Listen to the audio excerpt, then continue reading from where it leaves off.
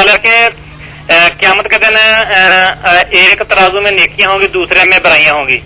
اگر نیکیوں والا پلڑا جھک گیا تو جنت میں، برائیوں والا جھک گیا تو جہنم میں. جی تو یہ بھی آتا ہے کہ قیامت کے قرآن پاک میں شاید یہ ترجمہ ہے کہ جو چھوٹی سی نیکی کرے گا وہ بھی دیکھ لے گا، جو چھوٹی سی برائی کرے گا وہ بھی دیکھ لے گا. قرآن مجید میں یہ سورہ زلزال میں ذات کا یہ آخر ہے فمن یعمل مثقال ذرۃ خیرا یرا ومن یعمل مثقال ذرۃ شرا یرا. ہاں جی، تو ایک طرف نیکی کا حکم ہے کہ وہ بھی دیکھ لے گا، برائی بھی دیکھ لے گا. دوسری طرف جو اگر اس کی ایک نیکی زیادہ ہے تو وہ نیکیوں والا پلڑا جو گیا تو کیا وہ جنت میں جائے گا. تو اگر جو وہ گناہوں والا پلڑا ہے اس میں حقوق العباد بھی تو ہوں گے، تو پھر اس کا کیا بنے گا؟ حقوق العباد والے جنت میں نہیں جائیں گے. حقوق العباد جب تک اس کا حساب نہ ہو لے، یہ بڑا نازک حساب ہوگا. اللہ اپنا دے. اللہ کے رسول علیہ السلام نے جب پوچھا کہ لوگوں مفلس کون ہے، کنگال ہے، تو لوگوں نے کہا جس کے پاس روپیہ پیسہ نہیں. فرمایا نہیں، مفلس اصل میں وہ ہوگا جو نمازیں لائے گا پہاڑوں جتنی، روزے، حج، زکات وغیرہ، مگر ادھر کسی کو گالی دی ہوئی، کسی کا مال کھایا ہوگا، کسی کو برا برا کہا ہوگا. وہ اللہ کی عدالت میں کہیں گے ہمارا انصاف کر اللہ. تو اللہ پاک پھر کہیں گے کہ ان کی نیکیاں لے لو. اس آدمی کی جتنی نیکیاں وہ لے کر جتنے میں راضی ہوتے.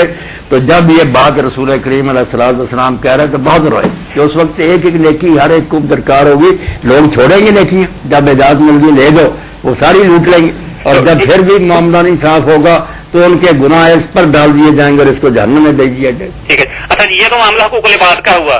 تو جو حقوق اللہ ہے یا عبادت وغیرہ، اگر اس کے فرض کرے 100 برائی ہے، اس کی نیکی 101 ہے، تو وہ جنت میں جائے گا یا وہ اپنی برائی دیکھے گا پہلے، اس کی سزا بھگتے گا پھر جائے گا؟ وہ جو دیکھنے کی بات آئی نا وہ بھگتنے کی نہیں. یہ جو ہم کر رہے تھے نا ترجمہ اس کا کہ بھگتے گا نہیں، دیکھ رہے گا.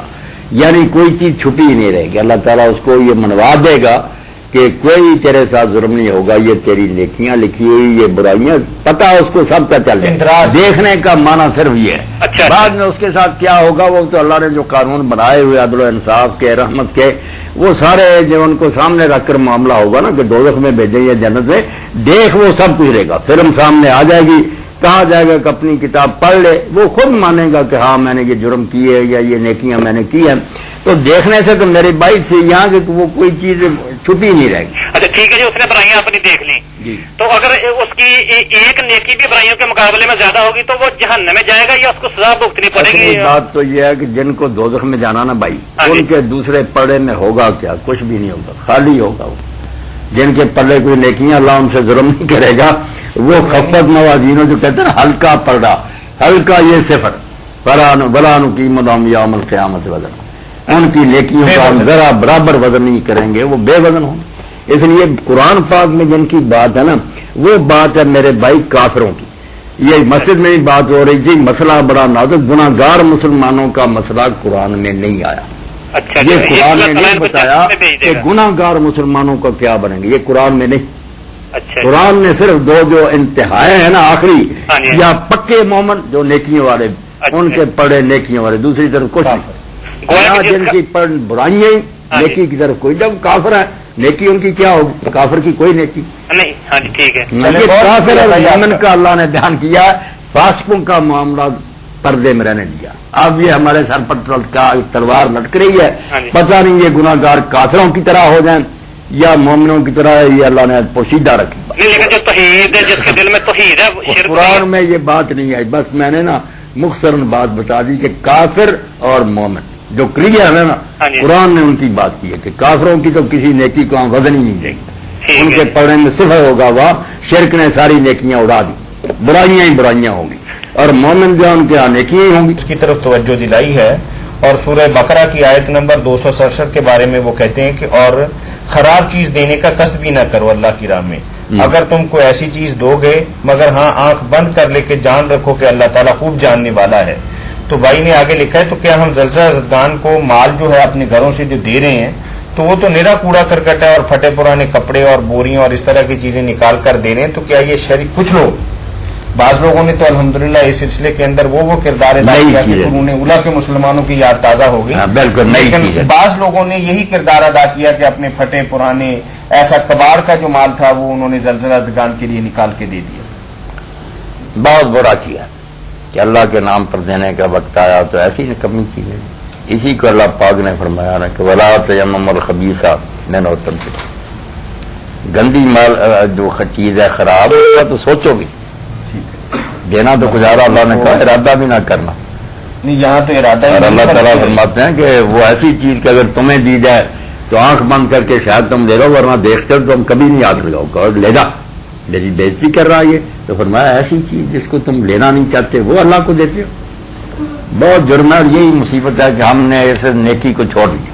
اسی لیے ہمارے انفاق اور صدقات اور خیرات بے برکت ہیں کہ اللہ کے نام پر اچھی چیز نہیں دیتے. اللہ کو غریب ہے کہ لے لے، وہ آگے اسی لیے فرمایا کہ وہ تو غریب و حمید غنی ہے، اس کے خزانے بھرے، تمہارا امتحان کر رہا، تم نے نہ رہ کو اسی کے دیے مال میں سے کمی چیز اس کو. اور بہت اچھی بات نیک لوگوں نے کہی ہے کہ ہمارا داماد آ جائے تو ہمارے گھر میں کیسے کھانے پکے. اور جب مسکین کا موقع آتا ہے تو جو دال باسی ہو جاتی ہے اور جو روٹی سری ہوتی ہے ہم اس کو دے دیں. وہ اللہ کا بھیجا ہوا ہے. یہ داماد آپ کا ہے. وہ جیسے علی رضی اللہ تعالیٰ نے فرماتے ہیں مسکین رسول اللہ. اور بیوقوف تجھے نظر بھی آیا کہ مسکین کے پردے میں کون آیا؟ اللہ نے بھیجا اس کو.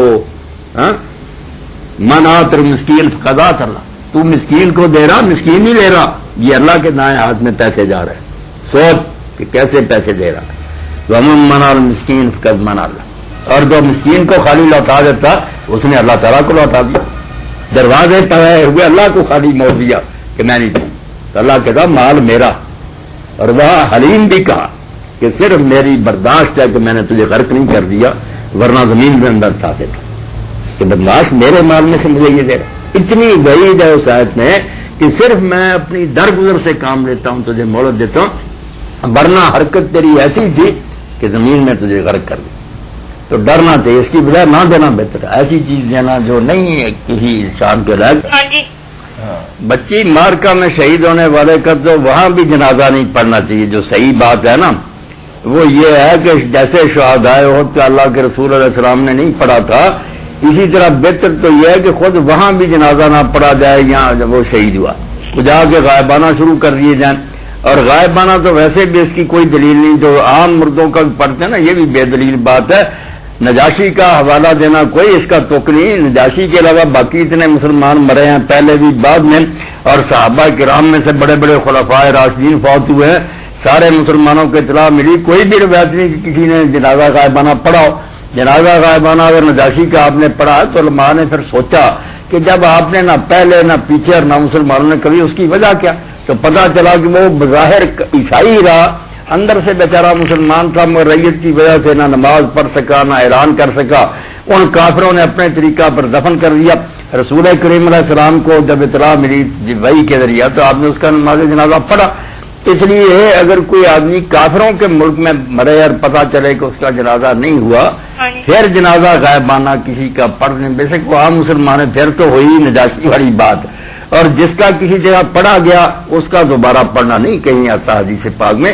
اس لیے پہلے تو جنازہ غائبانہ ہی ختم کرنا چاہیے. دوسری بات یہ کہ شہید کا تو ویسے ہی نہیں پڑھنا چاہیے، اس کا نہ خون دھونا چاہیے نہ اس کی نماز جنازہ پڑھنی چاہیے. تو صحیح قول ہے وہ یہی ہے. جی کیا عورت اپنے ماں باپ کے گھر آ کر جی دوگانہ پڑھ سکتی ہے؟ اب دوگانہ ہی پڑے گی. شادی کے بعد جب وہ آئے گی نا، اب وہ یہاں کی رہنے والی نہیں، اس کے لیے یہ گھر جو ہے نا اب اس کا اپنا نہیں نہ رہا، یا وہ دوگانہ ہی پڑے گی. مولانا یہاں چھوٹا سا ایک سوال ہے بہن کی اجازت سے. کرے. میراث میں تو حقدار ہے نہیں، میراث کا سوال تو وہ صاحب پیدا ہوگا نا وفات کے بعد. تیراک کا جب وہ چھوڑ جائے گا کوئی وارث مالک تو پھر سوال پیدا ہوتا نا ملکیت. اس سے پہلے نہیں. نہ وہ ساری جگہ بھی وارث فروخت کر دے، کسی کو دے دے، بچے کوئی اعتراض نہیں کر سکتے. یہ میراث کا حق جو ہے نا یہ تو موت کے بعد والد اپنی جائیداد اپنی زندگی کے اندر جیسے چاہے نہیں تقسیم نہیں، مطلب یا تو وہ بیچ دے یا کسی نیک کام کے لیے وقف کر دے. بچوں میں اگر تقسیم کرنا چاہتا تو برابر کرنی پڑے، اس میں کمی بیشی نہیں کر سکتا. تاکہ بیٹیوں کو بھی صحیح بات یہ ہے کہ بیٹوں کے برابر پھر حصہ ہوگا. وراثت میں آگا آتا یہاں ہبا یہ برابر دینا پڑے. اچھا اس میں وہ نہیں یہ دلو بہنا اولادکم کے تحت نا کہ برابر ساری اولاد کو دو. جی چلے، بہت شکریہ بہن آپ کے کال کرنے کا. اگر ماں باپ مغروض ہو تو کیا ان کو زکات لگ سکتی ہے؟ اگر آپ اپنے گھر میں ہیں نا اور آپ کو اللہ تعالیٰ نے صاحب ثروت بنایا اور زکات نکالتی ہیں تو دے دیں. غریب ماں باپ ہیں دے دیں. بعض لوگ یہ کہتے ہیں، مشہور ہے کہ ماں باپ کو دادے دادی نانا نانی کو نہیں دے سکتے، نیچے اپنی اولاد کو نہیں دے سکتے. ان مسائل کی کوئی دلیل نہیں. اگر وہ حاجت مند ہیں اور آپ الگ گھر کی مالک ہیں تو ان کی مدد کریں, دوہرا ثواب ہوگا, صلہ رحمی کا بھی ہوگا اور زکات کا بھی ہوگا. جی رکوع کے بعد سجدہ جاتے وقت پہلے ہاتھ نیچے رکھنے چاہیے گھٹنے؟ پہلے ہاتھ رکھنے چاہیے, گھٹنے بعد میں رکھنے چاہیے. جزاک اللہ خیر.